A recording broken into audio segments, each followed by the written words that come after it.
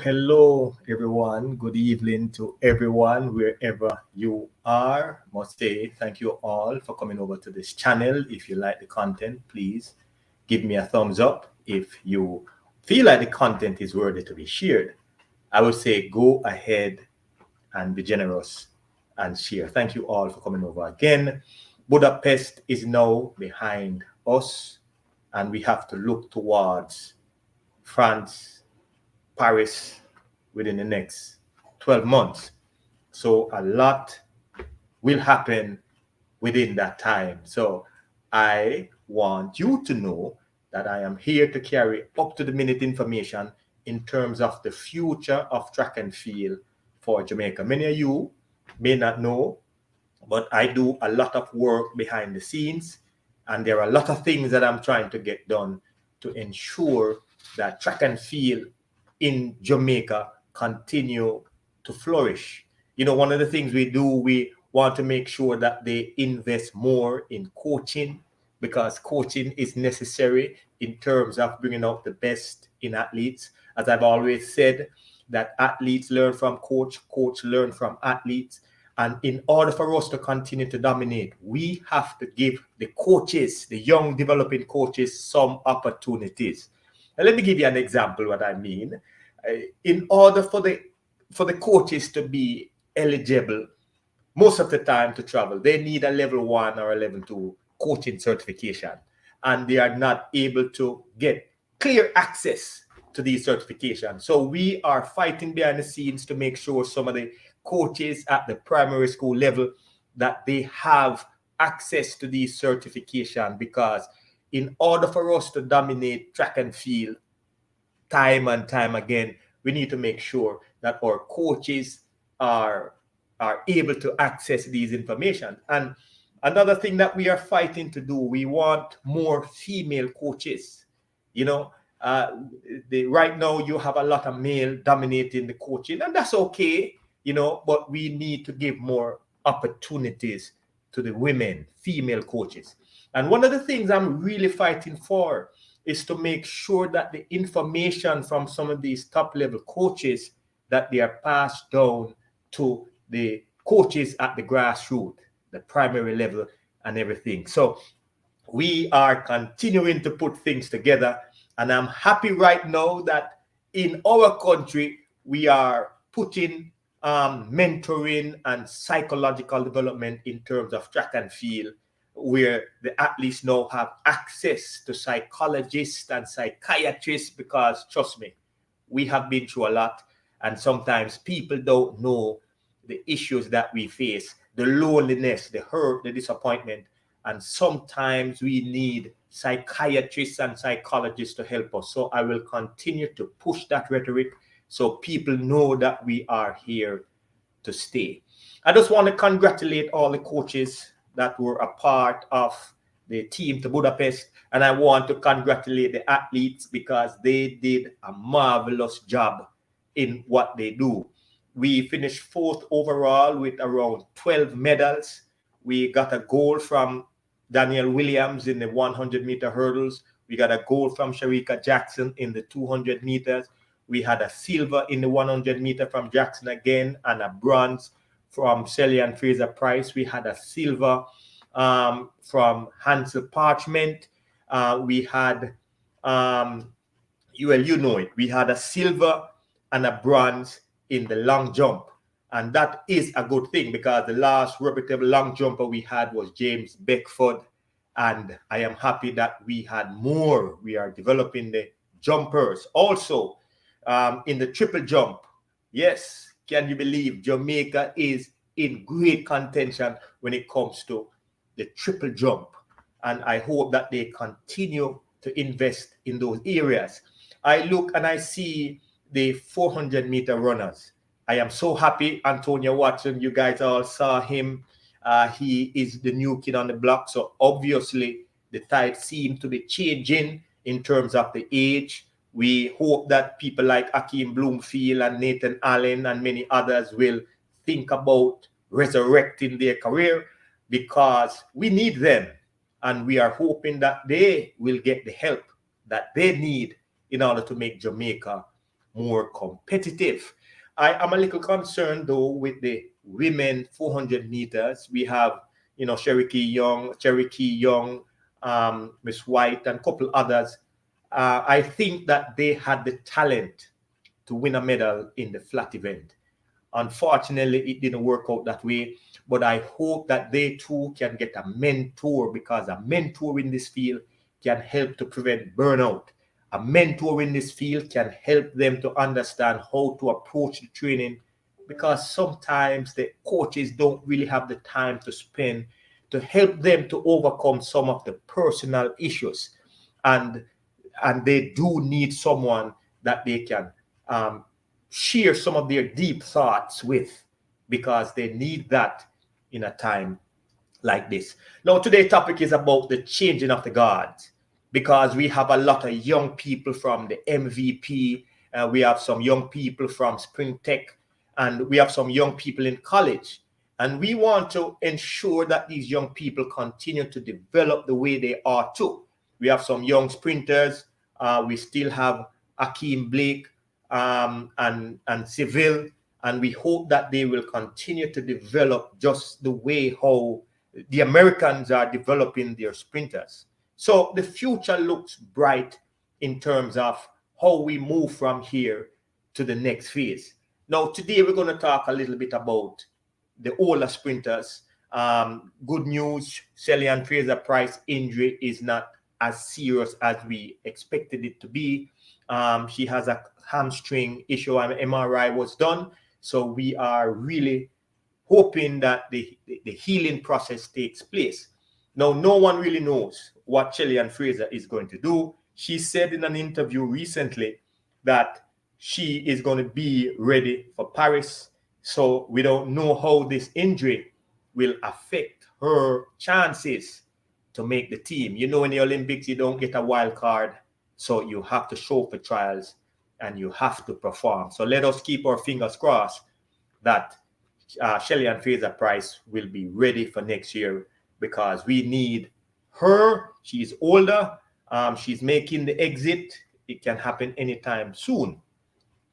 But we're going to talk a little bit about Elaine Thompson here, because she always performed well at the Olympic Games. She said that, it's like some goose thing going on when it comes to the World Championship, because she's not able to dominate. Things always seem to happen when it comes to a World Championship year. No, it's an Olympic year next year. What is she going to do? Question. We saw where she got a new coach.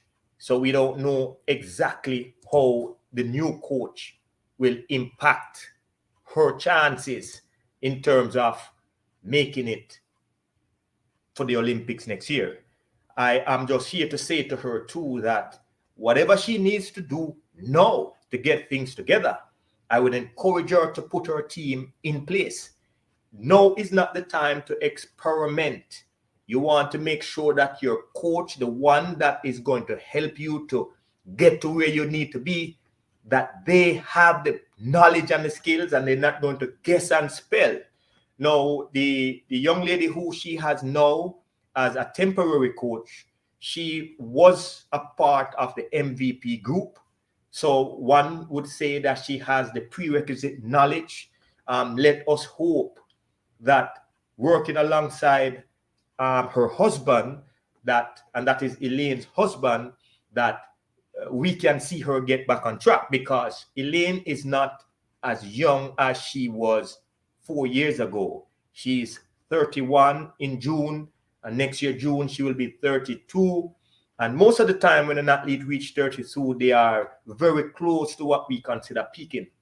Shelly-Ann Fraser-Pryce is the exception, because she has done things that no other sprinter other than Merlin Ottey has done in terms of her age. So I am wondering to myself, what is Elaine going to do? She has no time to play around. She has to make sure that her team is solid. Her team is not working from a standpoint of theory, but the team has that knowledge and that skill. And I would recommend that she gets a mentor or a psychiatrist or a psychologist. And as I said before, when you work with a mentor or a psychologist, it doesn't mean that you're weak. It just means that sometimes you have unresolved issues or you need a new perspective on something, and you need these people to help you to have clarity. So I am hoping that she sees the need to want to add those individuals to her team, because I still think that Elaine has a lot more in store. But as I said, at 32 next year, she has to be on point, because I can tell you the changing of the guards is real, because MVP has a whole lot of young athletes coming out of the woodwork. They have Tina and Tia Clayton. Last year, well, this year we saw that they weren't at their best. And I can promise you that next year is going to be different, because it's an Olympic year. So we're going to have a whole lot of 100-meter sprinters coming out. We also have Ayana Reid, who ran some very competitive race, and we can say that she had a long season, and as a result of that, it affected her ability to perform at this year's trial. So don't think that the same thing is going to happen to her. I think she has enough resources now to put things in place, and I would encourage her too to get herself a mentor. Yes, a mentor is important, especially when you're dealing with young, developing athletes. And I tell you why it is important. Because most of the time, the athletes don't know what to expect. And as a result of that, they need someone who has been there and done that. Someone who can help them to overcome some of the pitfalls that people before them made. And as a result, they can have good, sound advice as to what to do and what not to do. We also saw Serena Cole, who is coming out next year again, and she's also with the MVP group. And if she's with the MVP group, we know that she's going to come out, because talent is not an issue with her. Yes. And if talent is not an issue with her, chances are she's going to come out next year with fire in her eyes. I can tell you right now that Tia and Tina Clayton, that they're going to come out with fire in their eyes, because they're working with a coach and a team that has the knowledge and the experience. You heard Stephen Francis said that one of his strong points is to get his athletes ready for the major championship. And we know that Tia and Tina is ready. And we know that with more background work and everything, that Serena Cole is going to be ready. Now, the changing of the guard is real. And I want the older athletes to understand that if they don't get their thing together like now, they may miss that trip to Paris. We also have Brianna Liston. You know, we saw her just flying a little bit below the radar this year. I am sure that she has the experience now with 1 year in college, because when you look on the history of athletes, their sophomore year usually bring forth more results. Their junior year usually bring forth more results. So I can promise you that Brianna Liston will be a force to be reckoned with in both the 100 meters and the 200 meters. Sasha Lee Forbes, who was a part of the winning the silver medal team, that I can tell you that she is not going to be sleeping, because guess what? She tastes a little bit of success. She has a silver medal. She sees how the resources can be readily available when she performs at her best. And she is in a good camp. So I can tell you that she is going to be ready next year. We also have Karika Hill, who is also with a good camp. She's with Shelley and a couple others. that they too is going to come out, and they're going to come out with fire, because look, she really didn't get much of a chance to compete this year. And as a result, I can promise you that they are going to come out with fire in their eyes. So let me hear your thoughts. The changing of the guards is real. And I can tell you that Stephen Francis is going to get these athletes ready. So for those who think this is a joke, they better get it together. And again, I will really just reiterate a little bit with Elaine Thompson, because you know that she has a lot of fans, a lot of people are cheering for her, but no one really knows what she is going to do. And I would encourage her to start putting things together. So I thank you all for coming out. If you have any specific question at this time that you want me to address, let me know, because I am ready to address those questions. Now, before I wrap up, I must say that I was watching the women 4x4 today, and I was cheering, and I thought we were going to get it. You know, I want to be disappointed, but I can't, because I saw where the anchor leg runner gave her all. And I was, you know what I mean? And I'm sure if you guys were watching it too, you felt the same way.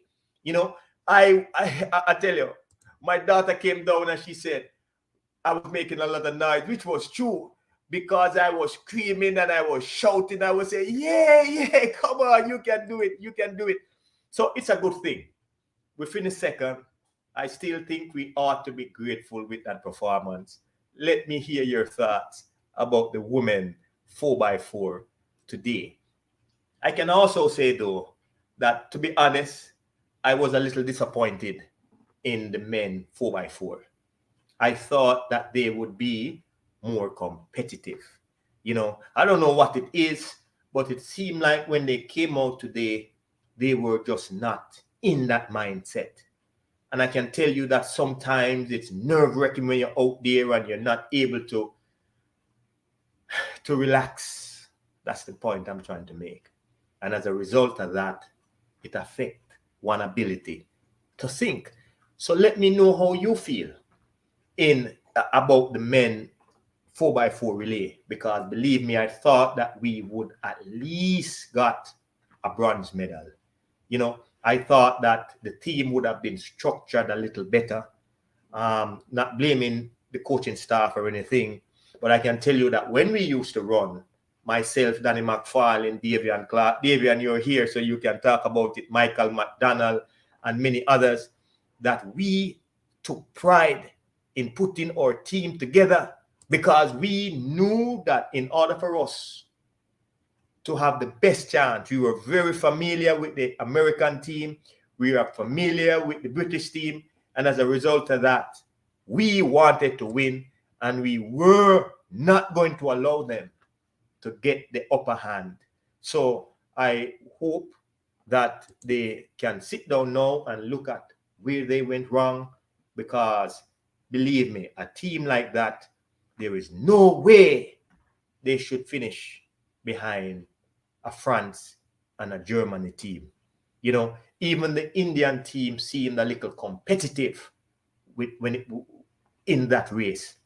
And it goes to mindset, you know, and I'm not going to call out anyone, because I know that these guys gave their best effort, but it's just my expectation. I was hoping that they would be able to do a little bit more.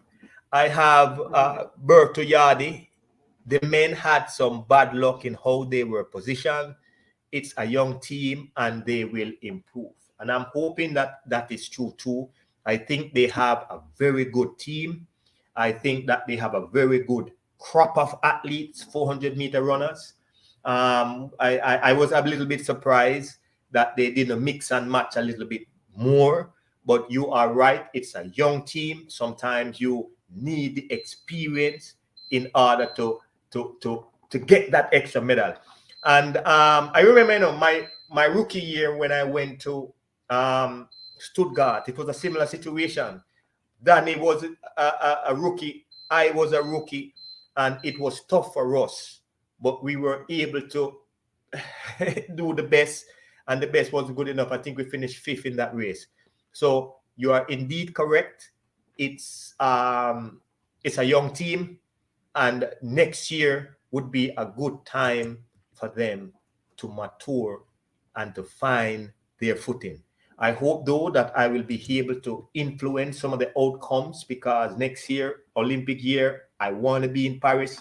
I am going to be in Paris. I'll be taking my Jamaican colors with me. And I think that this time around, we can do it. I know Antonia Watson is going to be a little bit more motivated because it's an Olympic year. I think his confidence is going to be there. I think his coach will also learn enough to know how to get him ready, because in that race you could see that he was a little flat. He didn't seem the same Antonio as we saw in the 400 meters. So if you have any question, I will take it. I thank you all for coming out. You know, if you haven't subscribed yet, please go ahead and subscribe. I'll take a few questions. There's a Takai, if I get it right. He said the 4x4 was hard to watch in the end, but it was great to see the newbies holding their own and going the distance. The men 4x4 was not right. Proud of them. And I certainly agree with you. I can tell you, the women 400 meter, it was lovely in the beginning. It was just that last 5 meters, you know, if I could jump on the track and trick the other person, I would do it. I'm joking. But I wanted them to win so much. And I thought for a minute they were going to do it. So I totally get what you're saying, that the men was a little hard to watch, but the women, it was a little exciting. So thank you very much for your comment. If you have any other question, I will take them now. If not, I would say go ahead and subscribe if you have not subscribed yet. And I will also say, please be generous and share the content, because we have so much to cover leading up to the end of the year. Also, I will be doing our 3rd Mind of a Champion tour in Jamaica. We will be going to 5 institutions in November.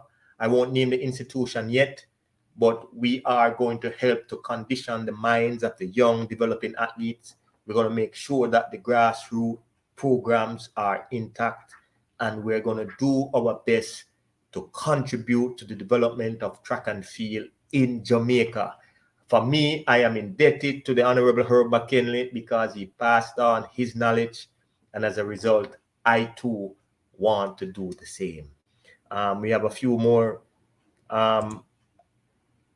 questions. If you guys have any other questions for me, please let me know. But thank you all for coming out. May God continue to bless and keep you all safe in all that you do. Good night, everybody.